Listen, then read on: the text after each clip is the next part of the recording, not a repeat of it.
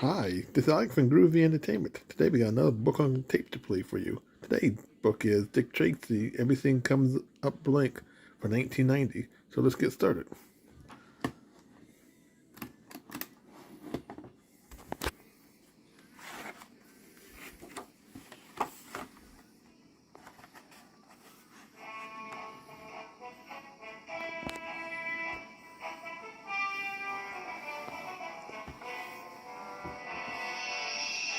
With a mind as fast as machine gun fire, and a hide as tough as a bulletproof vest, he is the best detective on the force. Despite all odds, his objective is to crack every case that comes his way and bring the riffraff to justice. Beneath that trench coat is a real law enforcement machine, with a soft spot for society's weak, vulnerable, and innocent. His name is Dick Tracy.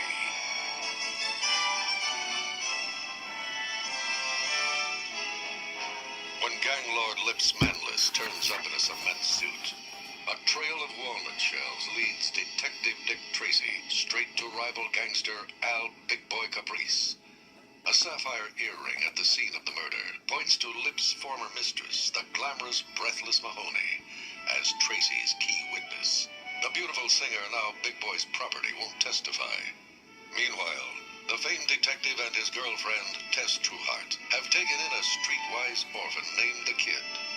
When Tracy is abducted by Big Boy and his thugs, the Kid arrives in the nick of time and courageously saves Tracy from a fiery explosion. At police headquarters after the blast, Tracy awards the Kid a certificate of valor and makes him an honorary detective for his bravery. Golly, thanks, Tracy. Remember, kid, this is just a temporary certificate until you choose a name. That night, the crooked district attorney, John Fletcher, calls a meeting with Big Boy in a deserted cemetery, but the gangster won't let him get a word in edgewise. What's the matter, Fletcher? Don't I pay you enough? I don't care if Tracy put one and one together. You're still working for me. You're not out. When you're dead, then you're out. I own you. You're going to be the mayor of my city. Later, in the sticky heat of an unusually hot night, Tracy sits alone in his apartment. Tess and the Kid have gone out for ice cream. Over the whine of the fan, Tracy hears the door open. What kind of ice cream did you... Oh, it's you. Aren't you gonna frisk me? Tracy gathers his self-control, but Breathless is hard to resist. Are you ready to testify against Big Boy? Big Boy'll have me bumped off if I testify. Come here, cop. At that very moment, Tess and the Kid appear in the doorway. Tracy tries to explain. We're making our move on Club Ritz tonight. Tess and the torch singer exchange chilly stares before Breathless struts out. On the verge of tears, Tess sticks a drippy ice cream cone into Tracy's hand. I bet she does some nifty undercover work. In a deserted trolley car garage across town, Big Boy's piano player, 88 Keys, chews his gum nervously. He has been summoned here by the mysterious underworld figure known only as the Blank. Looking around the large, dim room, his eyes come to rest on a table. There sits a small leather briefcase and an envelope. The Blank steps into the room, illuminated from behind by a bright light. 88 Keys sees nothing but a silhouette of a trench coat and hat. You want to make a lot of money helping Big Boy? Yes or no? Yes. Open the suitcase. Your first payment. The Blank turns his head toward the light, and for a fleeting moment, 88 Keys is horrified to see nothing but a lump of flesh beneath the hat. The faceless Blank points to the envelope on the table. Hand the envelope to Big Boy. Tell him it was slipped under your door. You don't know where it came from, and you never saw me. Got it? Back at the Club Ritz, Big Boy listens as 88 Keys reads the note inside the Blank's envelope. For 10% of your business, we guarantee Dick Tracy will not be a problem for you, and you will not be suspected of anything. Sounds like a pretty good deal, huh, Big Boy? You want me to have you planted in the ground like a radish? Don't bring me a deal from someone you never saw and you don't know how to get to. Now get out of here. Go play the piano. Now under Big Boy's management, Club Ritz is a glittering showplace of bright lights, gambling, and booze. A far cry from the quiet elegance maintained by Lips Manless. A kick line of scantily dressed showgirls snakes around the stage as the room fills with well-heeled patrons. At a special table in the middle of the club sits Big Boy, a king in his gaudy new castle. Seated at his table are Pruneface, Texie Garcia, Johnny Ram, and Ribs Mocha. Big Boy smiles with satisfaction. Pretty classy, huh, Pruneface? Yeah, it's the best joint in town, big boy. I gotta hand it to you. Outside the nightclub, Dick Tracy and his men proceed with their plan to bug the upstairs conference room using the smoke screen of a fake raid. Tracy speaks into his wrist radio. Take your positions, men. Detective Sam Catchum and Bug Bailey tiptoe across the club's rooftop. Working quickly, they jimmy the lock to a skylight and slip down into the dark attic above the mob's conference room. As Bug unloads electronic equipment from his black satchel, Sam radios Tracy. We're in, Dick. On the street below, Tracy issues orders to his waiting men. Okay, boys. Let's go. Move in. Spotting the police approaching the club, the doorman quickly presses an alert button. Inside, panels slide across gambling tables, transforming the club into a common restaurant. 24 police pour into the room. Tracy strides over to Big Boy's table. Gang's all here. Looks like a class reunion. This is a private party. Invitation only. Here's my invitation. A search warrant. Find anything, boys? No gambling, no nothing, Tracy. I'll be back, Big Boy. Let us know when you're dropping in. I'll throw you a big party. Outside, Detective Pat Patton gives his boss the lowdown. Everything's in place, Tracy. Bug is set up in the attic. The next day, wearing a headset and watching through a peephole drilled into the attic floor, Bug sees Big Boy's goons dumping money onto the conference room table. Bug whispers into his headset, which is a direct link to Tracy's wrist radio. Looks like today is collection day, Tracy. Big Boy seems mighty happy. All right. Take this dough over to 132 Broad Street, the Acme Diner, and make it snappy. They're going to 132 Broad Street. With his new eyes and ears, Tracy's battle against the mob escalates into all-out war. Extra, extra! Read all about it! Tracy battles mob! Tracy wipes out gambling ring! In the Club Ritz conference room, Big Boy's anger reaches the boiling point. Tracy, Tracy, Tracy! Everywhere I turn, it's Dick Tracy! What is he, a mind reader? Startled by Big Boy's outburst, Bug knocks over a cup of coffee in the attic. Intent on his work, Bug does not realize that coffee is slowly dripping through the peephole. Big Boy continues his tirade, pounding his fist on a newspaper photo of Dick Tracy. Tracy's not that smart. We got a rat in the organization, a canary who's tipping him off. Big Boy notices a dark stain of liquid on the newspaper. He looks suspiciously at the ceiling and spots the hole. Knowing Tracy and his men are listening, Big Boy pretends to make a phone call. Get down to the South Side warehouse in half an hour. This'll be the big payoff I've been waiting for. Over at Mike's Diner, Tracy is having a late dinner with Tess Trueheart and the kid. The strain of being a detective's girl has become too much for Tess. Tracy, I'm leaving. Call it Dick Tracy. Come in, Tracy. Stunned, Tracy ignores the call on his wrist radio. Tess. Call it Dick Tracy. Please come in. Southside warehouse sounds really important. Torn between his love for Tess and his commitment to law and order, Tracy finally answers the call. I'm on my way. I'll be back, Tess. He's out the door and in his car before she can hang her head to cry. As he speeds into the night, Bug's voice comes over Tracy's wrist radio again. Tracy, there's a big payoff. Suddenly, Bug is grabbed from behind by two of Big Boy's thugs, Pruneface and Influence. You're the big payoff. Let's go, Bug.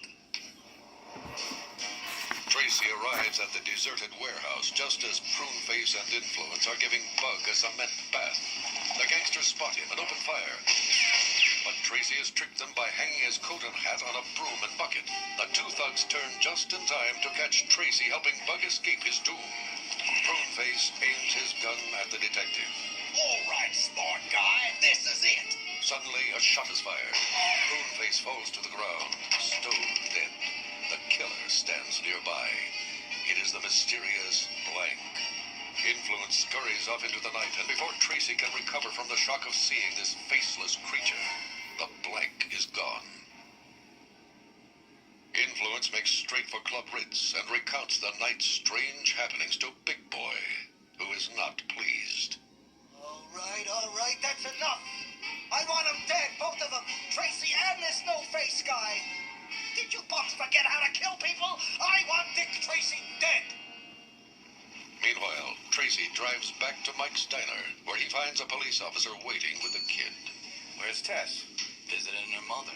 She asked if me and the boys would take care of the kid whenever you couldn't. Sorry, Tracy. She said you knew.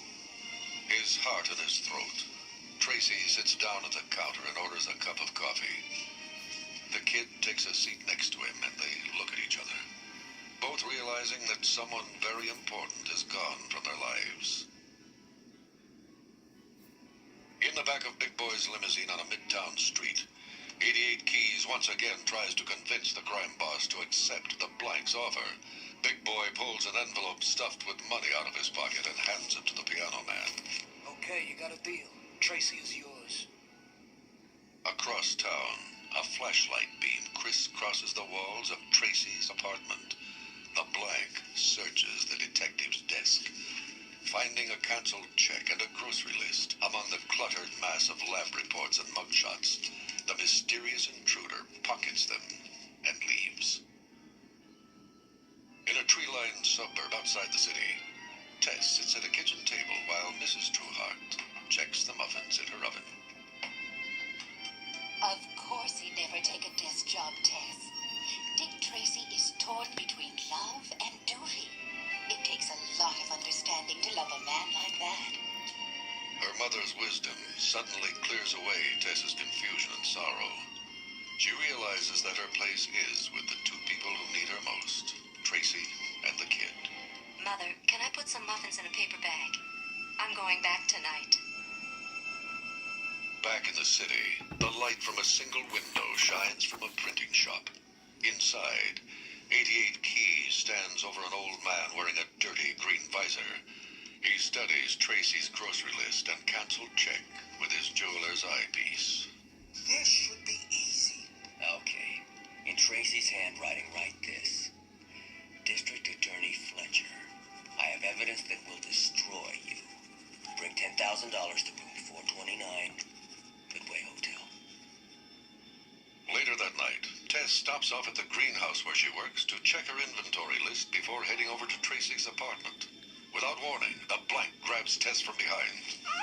I work for Big Boy. He wants you. Across town at police headquarters, Sam Ketchum brings Tracy a long box with a note on it.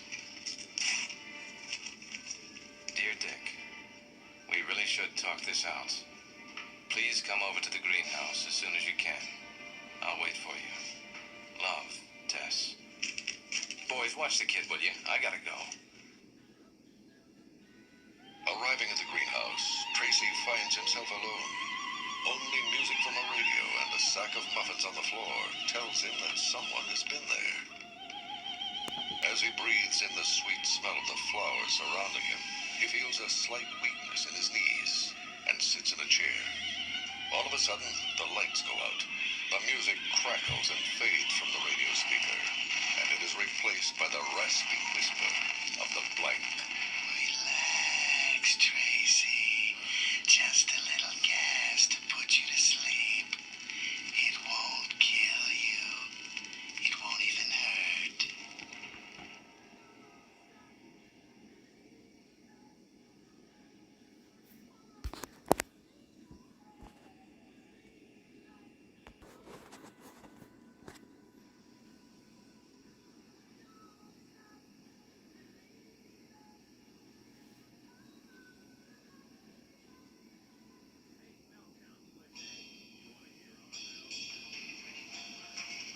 Back at Tracy's office, a welfare worker has come to take the kid to an orphanage. Tracy isn't around to argue. Later, at the Midway Hotel, a flea bag establishment in the center of town, the reception clerk is startled from his reading when the front door bursts open. He sees only a flash of Tracy's hat and trench coat as the detective walks quickly through the lobby and disappears up the stairs. In room 429, District Attorney John Fletcher waits for Dick Tracy. The door opens. Fletcher springs to his feet. You're late, Tracy. Hey, what? Who are you? Oh. DA John Fletcher, the corrupt public servant, lies dead on the floor. His killer wears the signature hat and trench coat of the famous crime fighter, Dick Tracy. But the face beneath that recognizable brim is not the famous detective's. It is the blank. The expressionless murderer walks across the corridor to the stairwell and opens the door, admitting 88 keys, with the limp body of Dick Tracy slung over his shoulder. They bring him into Fletcher's room and quickly set up the scene. Tracy is propped up in a chair. The murder weapon is placed in his hand. Bundles of money are stuffed in his pocket. Another gun is placed in Fletcher's hand, and the forged blackmail note is put in his pocket. The blank nods to 88 keys. 88 keys creates a disturbance that nearly everyone in the building can hear. You can't blackmail me, Dick Tracy. Nobody blackmails me. You put that gun away, Tracy. As the frantic yelling continues, the night clerk calls the police. The blank passes a bottle of ammonia under Tracy's nose before he and 88 scramble out the window and down the fire escape. As planned, Tracy wakes up just as the night clerk and the police burst into the room. Extra, extra, read all about it. Dick Tracy arrested for murder. No bail set. Extra, extra, read. Days turn into weeks. As mob activity increases across the city, Tracy sits in a jail cell, unable to stop Big Boy's destructive crime spree.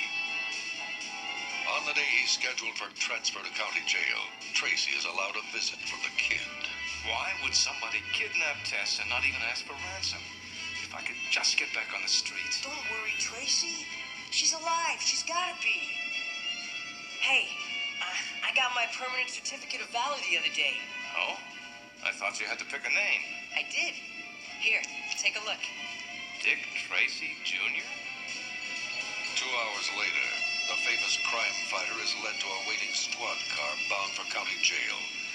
He is surprised to see Sam and Pat in the front seat. What are you two doing here? It's a long trip to county jail. I'd say it would take at least 8 hours to get there. What? It's only 5 miles. Sam leans over the seat and unlocks Tracy's handcuffs. A broad smile crosses the grateful detective's face. Call headquarters. Get a car over to meet us at 38th and Central. And step on it. Siren blaring, the squad car speeds over to the mole's dimly lit apartment. Tracy grabs the gangster by the collar of his undershirt and throws him up against the wall. Talk, you cockroach. Who set me up? I didn't set you up. Tracy reveals the tape recorder that was in the interrogation room where the mole spilled the beans. The mole's voice is heard loud and clear. Big boy killed Lips Manless. Talk, Mole. Who set me up? Okay, boys. Let's go play this for Big Boy. Wait! 88 keys. He set you. Big boy paid him to get you out of the way. Back at headquarters, a policeman picks up a phone. A strange voice is on the other end of the line. If you're interested in getting Big Boy, go to 38th and Grand and wait for a call.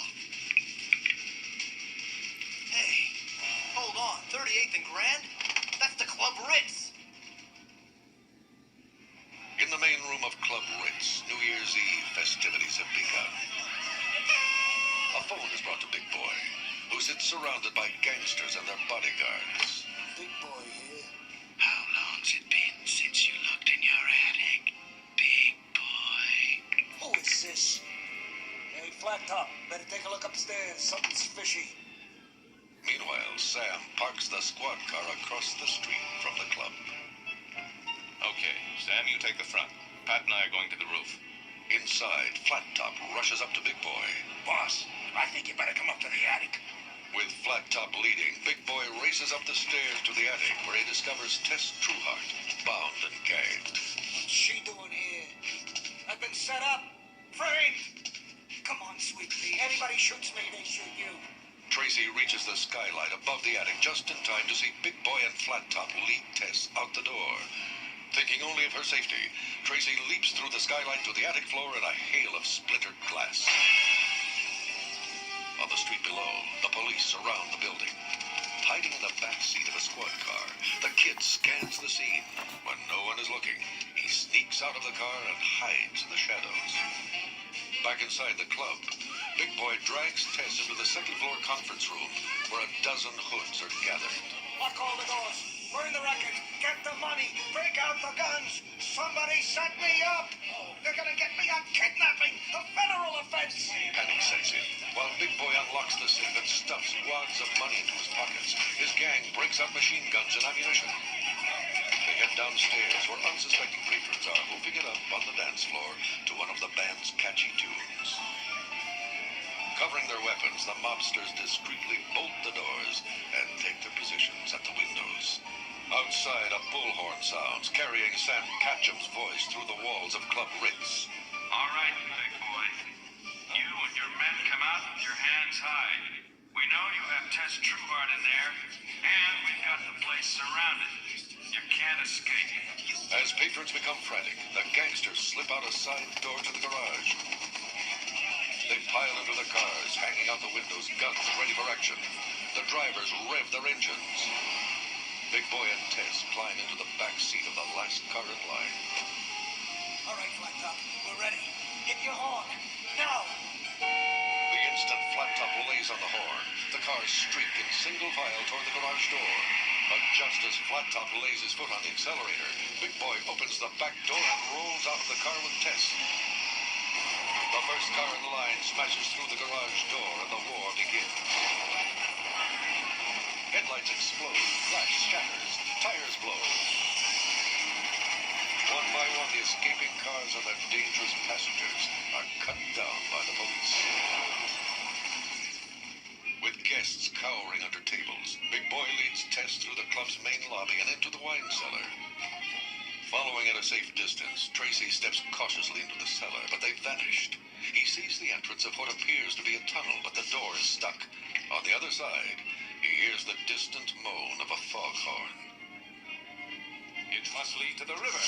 Tracy races toward the dark river, where the drawbridge is now being raised for a boat steaming out of the harbor.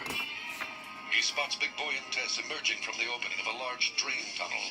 The gangster yanks his unwilling companion through a subterranean door into a concrete room filled with huge revolving wheels and cranks, the drawbridge gear house. He ties Tess to a slowly moving gear. Tracy warily pushes open the door to the gear house. Big Boy aims his gun at the detective, using Tess as a shield. Drop the gun, copper. Or this next bullet's got your girlfriend's name on it. Don't do it, Dick. Realizing he has little choice, Tracy drops his pistol. The gun falls into the huge revolving spokes of a moving gear, rattles to the floor, and spontaneously fires behind Big Boy. Startled, the monster wheels around and shoots. Tracy drops to his knees and disappears. Playing hide and seek, huh, Tracy? Tracy finds a large wrench and tosses it against the wall. Big Boy quickly turns in the direction of the noise, giving Tracy a chance to clobber him from behind and knock the gun from his grasp. As Tracy tries to untie Tess from the churning gear, a shot is fired. It's the Blank. With a gun pointed directly at Tracy, Big Boy struggles to his feet. The Blank chuckles softly. I outsmarted you, big boy. I knew you'd panic. I brought you down with kidnapping, the only crime you didn't commit. Whoever you are, we can make a deal. No deal, Caprice. I'm taking it all. With you two out of the way, I'll own this town. Tracy begins to walk slowly toward the Blank. His steps purposeful, confident. I know who you are. Go ahead and kill me. The Blank aims the weapon directly at Tracy's heart, but the trigger finger is frozen. Lowering the gun, the faceless mobster as if doubtful. Then the cold blue steel again rises toward the detective's heart, the finger slowly tightening on the trigger. Suddenly, the kid hits the blank with a cross-body block from behind. The faceless body pitches forward, the gun skidding across the floor. Big Boy scrambles after his own gun, grabs it, and blasts 2 shots into the blank. He turns to finish off Tracy, but is met by a thundering punch that knocks him backward over a guardrail and down into the center of the moving gears. Tracy rushes over to Tess and unties her from the giant gear, just 1 tooth away from being crushed.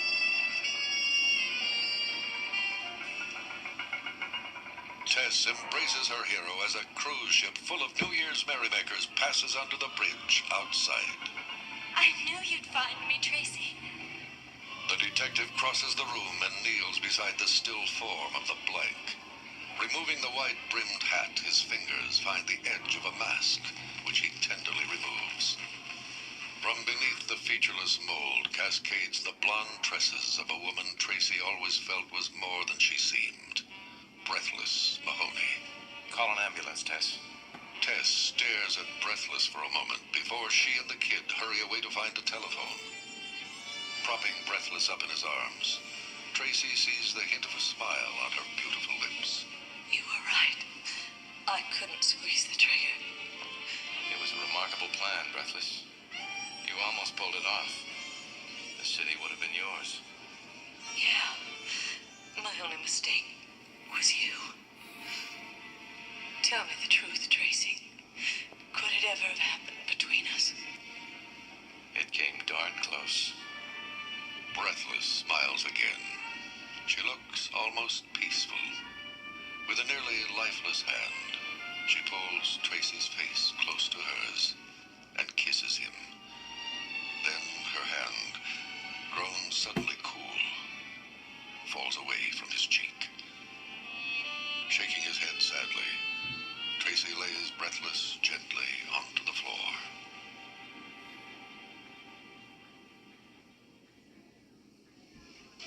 The next afternoon, Tracy, Tess, and the kid eat a celebratory lunch at Mike's Diner. Another case in the bag. Tess is beaming with happiness as she listens to the kid's story. Also, he was her piano player, and that's how we got 88 keys to confess that she killed Fletcher. You sound like a natural-born detective.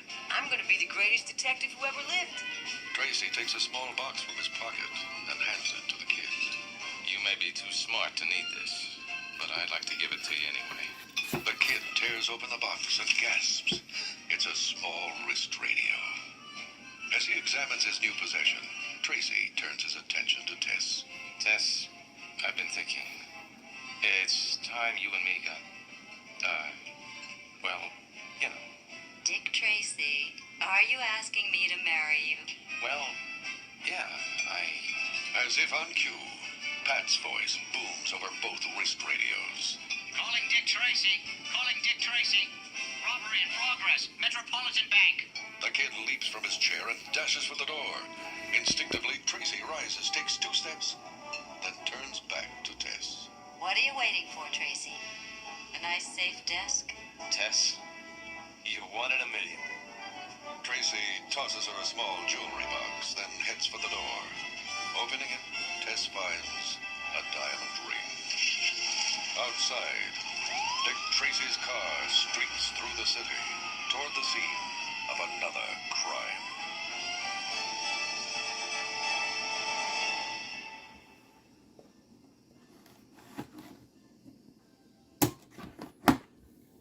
So that was Dick Tracy, Everything Comes Up Blank from 1990. So if you like, subscribe, share, and comment, and have a groovy day. Our next book will be Tiny Toon Adventure Rock and Roll